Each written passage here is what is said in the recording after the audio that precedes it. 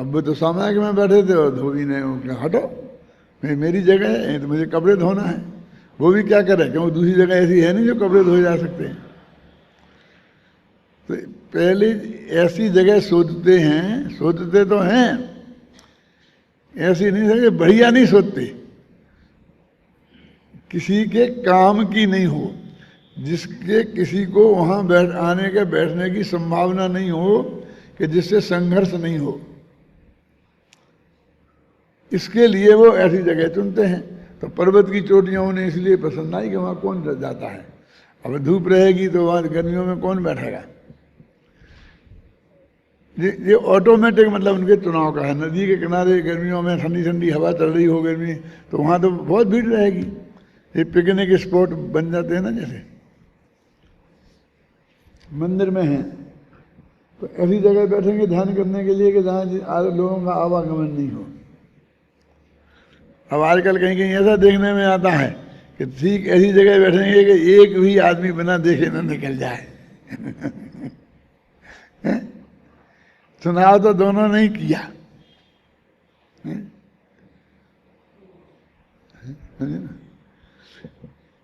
अकृत्रिम जगह जो होगी वो निश्चित नेचुरल होगी, और जो कृत्रिम होगी वो अननेचुरल होगी। वे वनवासी हैं, बगीचावासी नहीं है। बगीचा और वन में क्या फर्क है? बगीचे और वन में क्या फर्क है?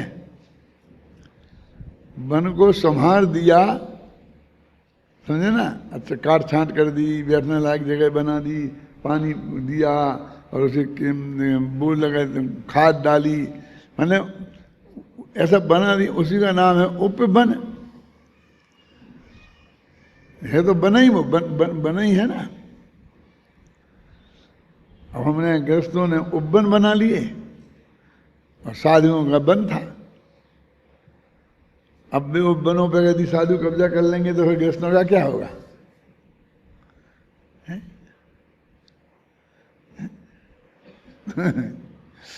मैंने स्थिति ये है, मेरे कहने का अर्थ है कि उन्होंने जो भी संयोग बुद्धि पूर्वक खोजे हैं वो इसलिए ऐसे खोजे हैं जो नेचुरल हैं, कि जहां उन्होंने कोई जीव जंतु उनके पैर के नीचे नहीं आ जाए, इसके लिए उन्होंने अपनी जो हाथ में लिए रहते हैं ना पीछी, उससे उन्होंने वो जगह थोड़ी साफ कर ली है। और जहां उनका पैर नहीं पड़ना वहां भी साफ नहीं करेंगे क्या? और हमें तो पूरा जयपुर साफ चाहिए, पूरा हिंदुस्तान साफ चाहिए हैं? उनको उससे ज्यादा जगह इसकी साफ की जरूरत नहीं है। यदि ज्यादा बढ़ाएं तो बढ़ाते जाएं तो उसकी कोई हद ही नहीं है। इसलिए भाई वो ये कहते हैं कि वो द्रव्य जो कर्म बंधे थे उदय में आकर खिरते हैं, वो कोई निर्जरा नहीं है, करते तो उसको भी निर्जरा है। अब देखो इस गाथा की तो बात अपन पहुंचे कहाँ है। मेरा माथा गाथा पे सेट हो गया था, इसलिए वहां पहुंचता है बार बार। अपन ऐसा भी कर सकते हैं कि पहले गाथा पे प्रवचन कर लें, फिर इस पे करें। कि कर्म का उल्लंघन करना ठीक नहीं, तो नहीं करते हैं। क्या कहते हैं? रागादि आश्रव अवरोध तो निज धुराम धृत्वा पराह संवरा। कहते रागादि आश्रवों को रोध माने से रोकने से, रागादि आश्रव भावों को रोक देने की वजह से संवर ने अपनी धुरा को धारण कर रखा है।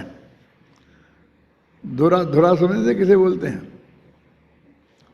ये बैलगाड़ियों में जो 3 लकड़ियां लगी रहती है ना ऐसी, उन्हें धुरा बोलते हैं। ये तो आप जानते हो, गांव के जो रहने वाले सब जानते होंगे कि नहीं है?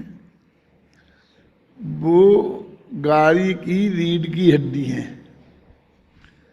उनके बिना वो गाड़ी नहीं बन सकती, गाड़ी नहीं चल सकती है। धुरा माने जो परिकर की वस्तुएं हैं उनमें सर्वाधिक महत्वपूर्ण वस्तु माने रीढ़ की हड्डी अपनी धुरा है जी। रीढ़ की हड्डी अपनी क्या है? धुरा बोलते हैं ना। अब आप और क्या बोलते हैं? धुरंधर विद्वान। धुरंधर माने बड़ा है। हाँ, जो जैन दर्शन की धुरा है उसको उन्होंने धारण किया, माने बैल। ऐसे गाड़ी की धुरा को कौन धारण करता है? माने जो गाड़ी चल रही है वो बैलों के दम पे चल रही है, उसमें जो टुनटुनी बज रही है उसके दम पे नहीं चल रही है। ऊपर बैठा है जो मालिक, को चाबुक मार मार के बैलों को चला रहा है, वो नहीं चल रहा है, वो बैल चला रहे हैं। इसलिए वो धुरंधर विद्वान माने धुरा को धारण करने वाले, ऐसे प्रयोग होते हैं ये। फिर संबर ने अपनी धुरा, संबर काय की धुरा थी? मोक्ष मार्ग की। वो मोक्ष मार्ग की रीढ़ की हड्डी थी। तो संबर ने अपनी धुरा को धारण करके आश्रव को रोक दिया, खड़े रहो बस, ऐसे आगे नहीं बढ़ोगे बस, है ना। रागादि आश्रव रोध तो निज धुराम धृत्वा परा संबरा। जो उत्कृष्ट संबर है उसने अपनी ताकत से रागादि आश्रमों को रोक दिया है। पुराने का काम तो उसने निपटा लिया। अब आगा जो पुराने अभी नए आने को तो उसने निपटा दिया कि अब कोई नहीं आएगा, लेकिन पुराने तो बंधे हैं ना अंदर। गेट पे प्रतिबंध लगा दिया, आदमी खड़ा कर दिया, कोई हॉल के अंदर नहीं आएगा। अब वो तो वहाँ रोड के खड़ा है, लेकिन अंदर घुस से आए जो पहले उनको क्या करें? तो वो नहीं आएगा, दूसरा आएगा और वो यहाँ से निकालेगा कि ऐसा बाहर हो जाइए, बाहर हो जाइए, बाहर हो जाइए। क्यों वो आ जाए तो वो वहाँ से चालू हो जाएगा। निकालने का क्या मतलब? एक निकलेगा, चार घुसेंगे।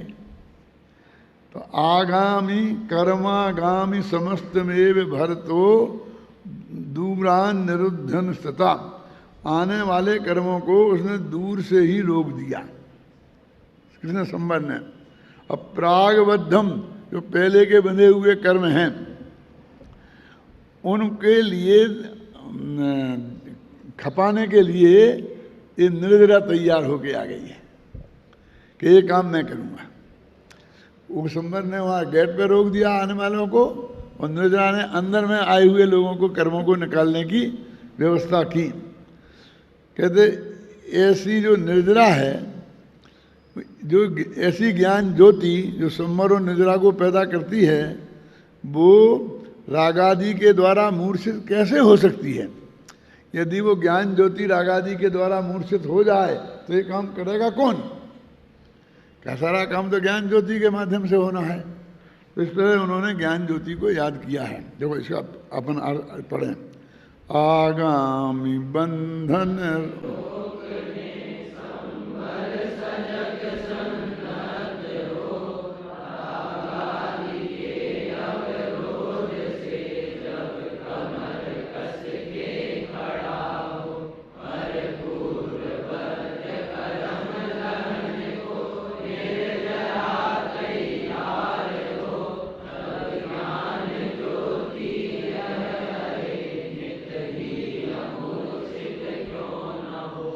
अभी देखिए वीर रस का काव्य है, वीर रस, और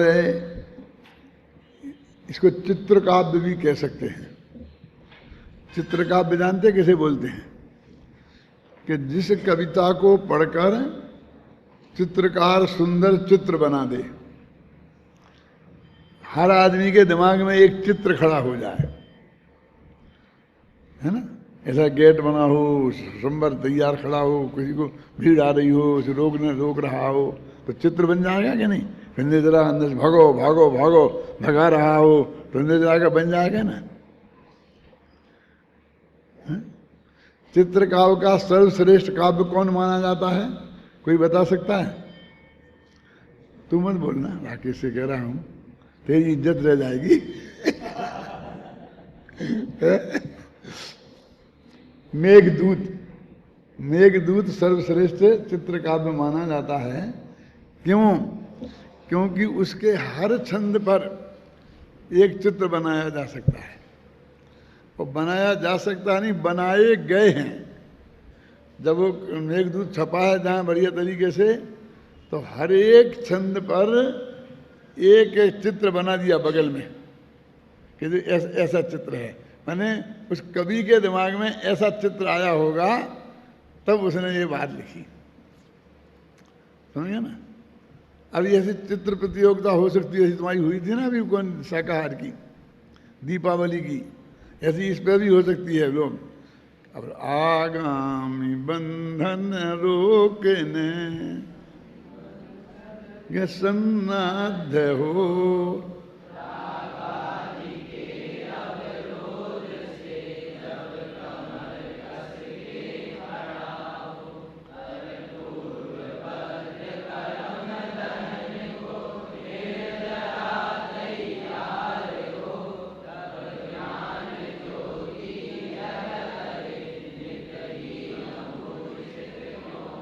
ये ज्ञान ज्योति कभी भी मूर्छित नहीं हो सकती, एकदम तैयार है। क्यों? उसे संवर के माध्यम से आगामी कर्मों को रोकना है और निद्रा के माध्यम से पुराने कर्मों को खपाना है। अब मैं पूछूं कि कौन कौन लोग इस पर चित्र बना सकते हैं। आपके दिमाग में कल्पना आ गई हो, चित्रकार ना हो भले ही, ना बना पाए बढ़िया चित्र, लेकिन एक कल्पना आ गई हो कि कैसा चित्र होगा ये, तो आप समझ सकते हैं। बताओ बात क्या? मैं तो समझता था एक हाथ भी ऐसा नहीं रहेगा जो उठेगा नहीं। इसमें क्या दिक्कत वाली बात है? ये तो बहुत साफ है ना। ये ऐसा चित्र आपको बनाना है, समझ गए ना। दो आदमी चाहिए, हाँ, तीन ले लो, एक ज्ञान ज्योति, एक संवर, एक निर्जरा, एक हॉल चाहिए अपना स्मारक भवन जैसा बस। वो अपना आत्मा है, वो हॉल है, और बढ़िया बढ़िया से बढ़िया बन जाएगा कि नहीं बन जाएगा। देखो आगे पढ़ते। परम संवर रागादि आश्रव भावों को रोकने से अपनी कार्य धुरा को धारण करके समस्त आगामी कर्मों को परिपूर्ण दूरी से ही रोके खड़ा है। परिपूर्ण माने पर्याप्त, जितनी दूर रोकना चाहिए वहीं उसने रोक दिया है। और जब पूर्वबद्ध कर्मों को जलाने के लिए निर्जरा रूपी अग्नि फैल रही है, इस कारण निरावरण होती हुई ज्ञान ज्योति फिर कभी भी रागादि भावों के द्वारा मूर्छित नहीं होगी, सदा अमूर्छित ही रहेगी। अभी गुरुदेव श्री इसका अर्थ करते तो कहें देखो अप्रतिभाती भाव की बात की है, क्षय की बात की है, उपशम क्षयोपशम की बात नहीं की है। यद्यपि पंचम काल में छायक सम्मा दर्शन नहीं होता है, फिर भी आचार्य हल्की बात नहीं करना चाहते हैं, अप्रतिभा भाव से ही वो बात करना चाहते हैं, इसलिए उन्होंने ये बात कही। ये व्याख्यान उनका होगा। किस गाथा पर गुरुदेव श्री बोलेंगे तो कैसे बोलेंगे, युगल जी बोलेंगे तो कैसे बोलेंगे, मैं बोलूँगा तो कैसे बोलूँगा, आप चाहें तो ये कर सकते तैयार, लेकिन गहरे अध्ययन की आवश्यकता है, ख्याल में ना। ऐसी नकल करने वाले तो बहुत हैं, अहिंसा भाषण की करते हैं, इसकी करते हैं ना, कर करके। लेकिन एक बिल्कुल नए विषय पर आपको दिया जाए सब्जेक्ट और फिर कहा जाए कि इसके बारे में फला आदमी कैसे बोलेगा और उसको आप बता दें तो आपकी स्टडी सच्ची है। हमारे गुरु जी थे मक्खन लाल जी, वो ये कहा करते थे कि विद्वान किसे कहते हैं, विद्वान की परिभाषा मैंने यहाँ कही तो होगी, लेकिन बहुत पहले कही होगी कभी, कि जिसके बारे में ये जगत में जो उसका जगत है ये पहले से ही जानता हो कि इस सब्जेक्ट पर ये प्रकरण आएगा तो वो क्या कहेगा, बिना बताए ही सारी दुनिया जानती हो पहले से, उसका नाम विद्वान है। माने उसके जीवन की रेखाएं इतनी स्पष्ट होना चाहिए समाज के सामने, क्या कि हर आदमी जो जरा भी बुद्धिमान है कि वो जाने कि ये मामला आया है सामने, तो इसके बारे में यदि उससे पूछने जाएंगे तो वो ये उत्तर देगा। उसको विद्वान कहते हैं, जिसके बारे में उसकी रेखाएं बहुत अत्यंत स्पष्ट हों। उसका थिंकिंग सारे जगत के सामने अत्यंत स्पष्ट हो, उसे विद्वान कहते हैं। ख्याल में वो बताया करते थे कि मतलब सचमुच उनके बारे में ऐसा था कि ये मामला आया है तो मक्खनलाल जी क्या कहेंगे, ये सारा देश पहले से ही जानता था।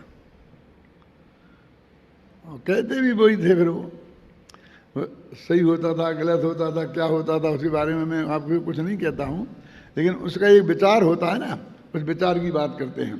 देखो इस कलश में यह बताया गया है कि आगामी कर्मों को तो संबंध ने रोक दिया और पूर्वबद्ध कर्मों को निर्जरा निर्मूल कर रही है। इस प्रकार समस्त कर्मों का अभाव हो जाने से ज्ञान ज्योति ऐसी प्रकाशित हो रही है कि वह फिर कभी भी मूर्छित नहीं होगी, सदा जागृत रहेगी। आ गया ना, इसमें केवल ज्ञान की बात है सब में ज्ञान ज्योति अभी, लेकिन वो केवल ज्ञान में परिवर्तित होगी, मैंने जोड़ नू छायक की बात है। देखो यहाँ आचार्य देव कह रहे हैं कि संवर अपनी कार्य धुरा को पूरी तरह संभाल कर खड़ा है। तात्पर्य यह है कि संवर अपना कार्य करने के लिए कमर कस के तैयार है। संवर का कार्य आगामी कर्मों को बंधने से रोकना है। संवर अपने इस कार्य को संभल कर संपन्न कर रहा है।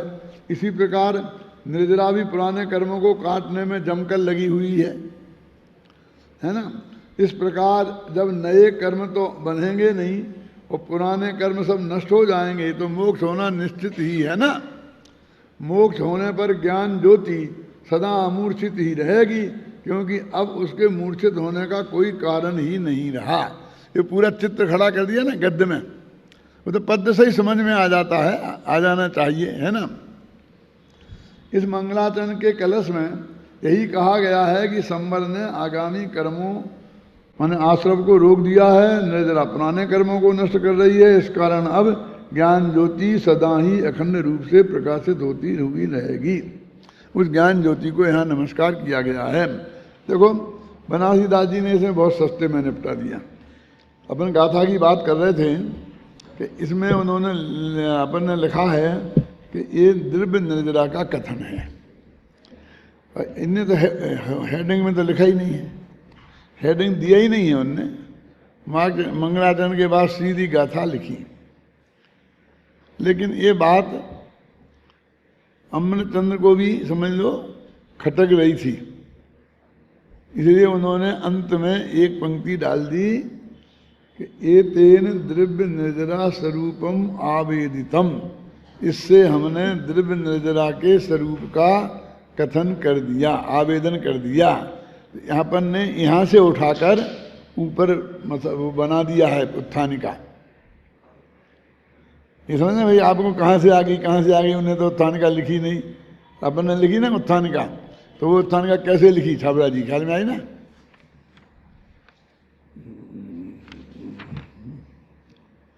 देखो मंगलाचरण के कलश के उपरांत अब निर्जरा की मूल गाथाएं आरंभ करते हैं।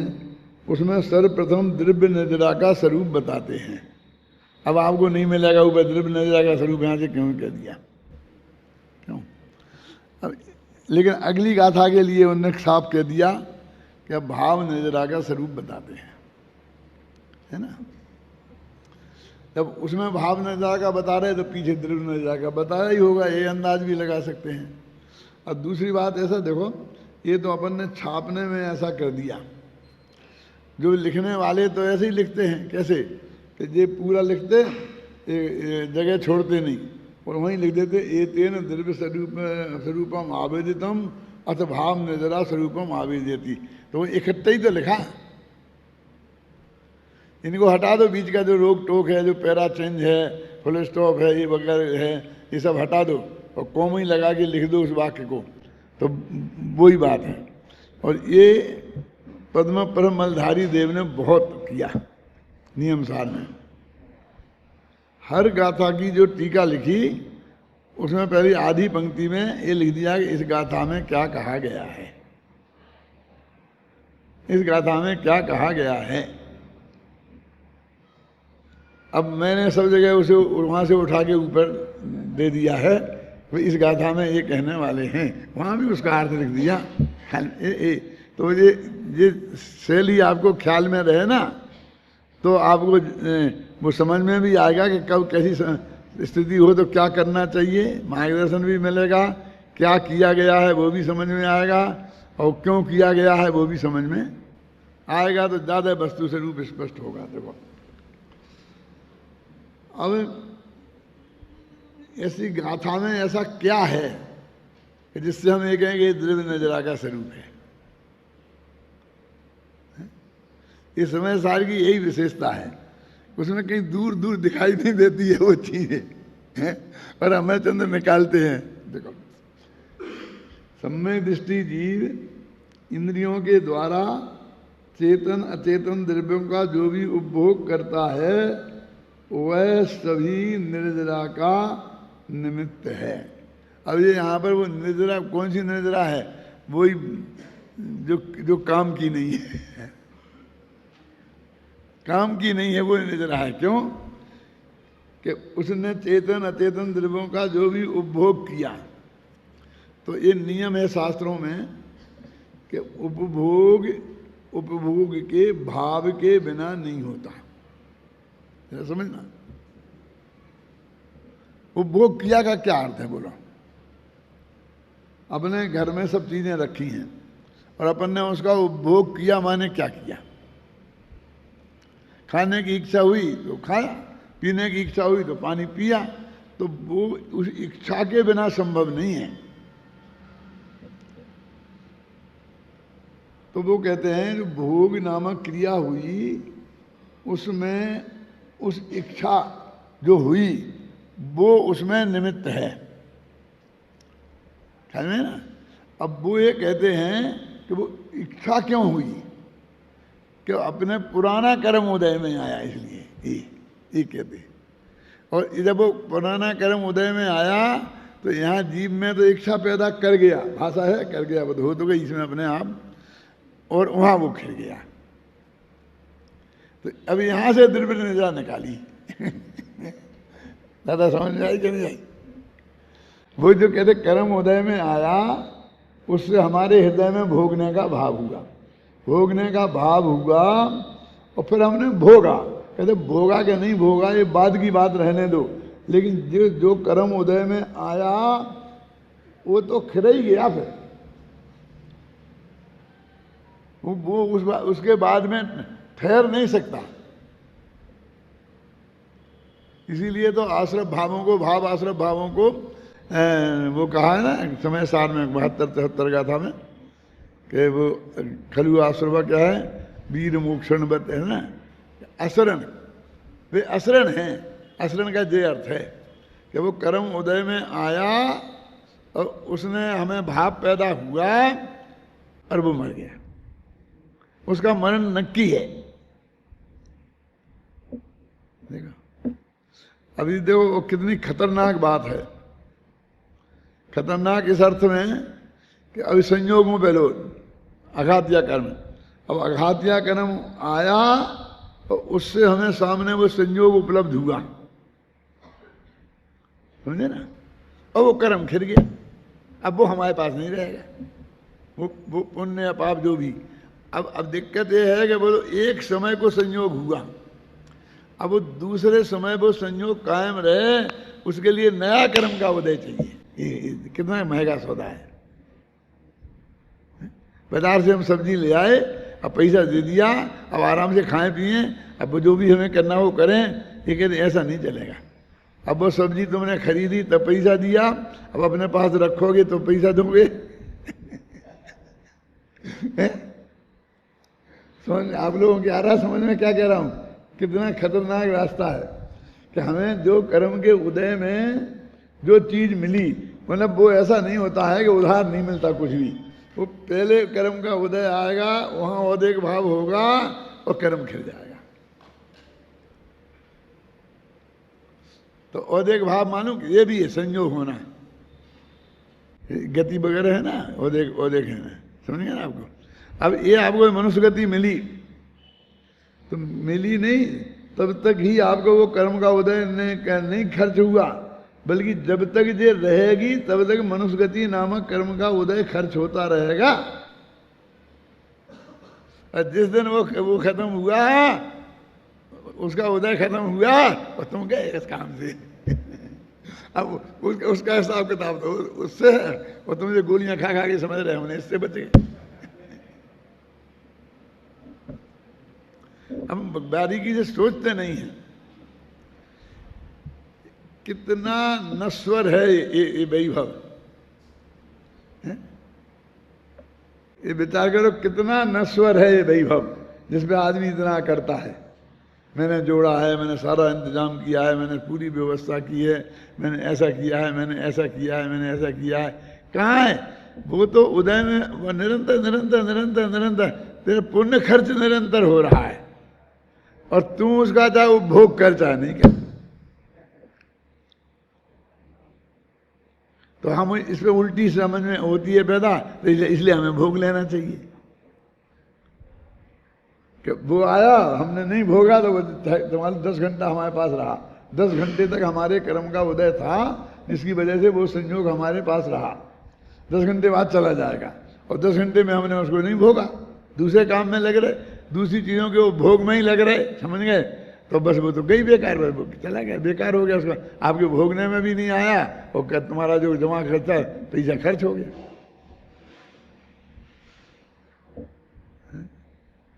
तो इसमें से अपन क्या निकालते हैं? तो भोग ही लेना अच्छा है। बहुत बहुत स्पष्ट है ये बातें।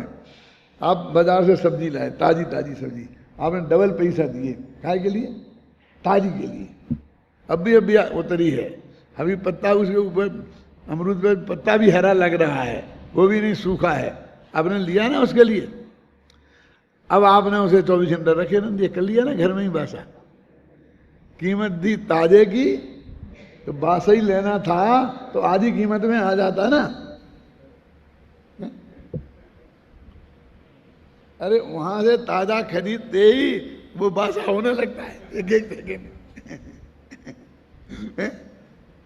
बोलो कितना विचित्र हिसाब है। मेरा करुणानी योग अलग है। होने लगता कि नहीं होने लगता? और 4 दिन तक रखे रहो उसे तो फिर फेंकने लायक हो जाएगी।